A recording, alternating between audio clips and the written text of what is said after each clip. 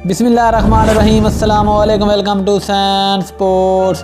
दोस्तों, आपको बड़ी खबर से आगाह करते चलें कि T20 वर्ल्ड कप के बाद अब पाकिस्तान क्रिकेट टीम में होंगी बड़ी बड़ी तब्दीलियां।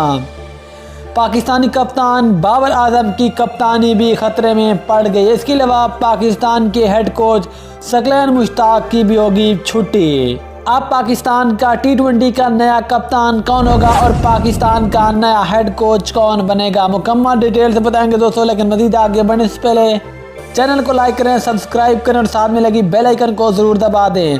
दोस्तों, जैसा कि आप सब जानते हैं कि जब से पाकिस्तानी कप्तान बाबर आजम पाकिस्तान क्रिकेट टीम के कप्तान बनी हैं, तो उसी दिन से कप्तान बाबर आजम की कारकर्दगी पहले से ज़्यादा नीचे जा रही है। लेकिन अब बहुत सारे सवाल उठ रहे हैं कि कप्तान बाबर आजम को अब T20 की कप्तानी छोड़ देनी चाहिए या फिर पाकिस्तान क्रिकेट बोर्ड को भी बाबर आजम की कप्तानी लेकर पाकिस्तान के किसी और खिलाड़ी को कप्तानी सौंप देनी चाहिए। क्योंकि बाबर आजम की कप्तानी के बारे पाकिस्तान के साबिक खिलाड़ी शाहिद खान अफरीदी, तनवीर अहमद, कमरान अकमल और इसके अलावा भी बहुत सारे बड़े बड़े खिलाड़ी सवाल उठा रहे हैं कि आप कप्तान बाबर आजम को कप्तानी छोड़ देनी चाहिए, ख़ास तौर पर T20 की। और इस बात के काफ़ी ज़्यादा इम्कानात भी हैं कि अब बाबर आजम को कप्तान T20 से हटा दिया जाएगा। और इस बात के काफ़ी ज़्यादा इम्कानात मौजूद हैं कि कप्तान बाबर से T20 की कप्तानी छीन ली जाएगी। जबकि नया कप्तान बनाने के लिए 3 नाम ज़ेर गौर हैं, जिनमें पहला नाम आते पाकिस्तान क्रिकेट टीम के मौजूदा वाइस कैप्टन शादाब खान, जबकि दूसरा नाम आता है मोहम्मद रिजवान, जबकि तीसरा नाम आता है शाहीन शाह अफरीदी, जो कि लाहौर कलंदर को भी चैंपियन बना चुके हैं। जबकि इसके अलावा मोहम्मद रिजवान मुल्तान सुल्तान को एक मरतबा चैंपियन बनवा चुके हैं।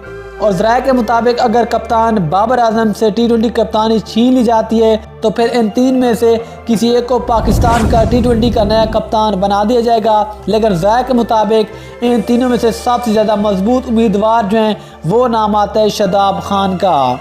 दोस्तों, जो दूसरी बड़ी खबर है वो ये है कि पाकिस्तान क्रिकेट टीम के हेड कोच अब सकलैन मुश्ताक की भी छुट्टी होगी, क्योंकि सकलैन मुश्ताक खुद पाकिस्तान क्रिकेट टीम की आगे कोचिंग नहीं करना चाहते और सकलैन मुश्ताक का जो कॉन्ट्रैक्ट है वो फरवरी में ख़त्म हो जाएगा। और अब सकलैन मुश्ताक की जगह पाकिस्तान का नया हेड कोच कौन होगा, इस हवाले से अभी तक कोई खबर निकल कर सामने नहीं आई। लेकिन जिस तरह पाकिस्तान क्रिकेट बोर्ड के चेयरमैन रमीज़ राजा जिस तरह की सोच रखते हैं, वो किसी फॉरेन हेड कोच को लाकर खड़ा करेंगे जो कि सकलैन मुश्ताक की जगह पाकिस्तान के नए हेड कोच होंगे।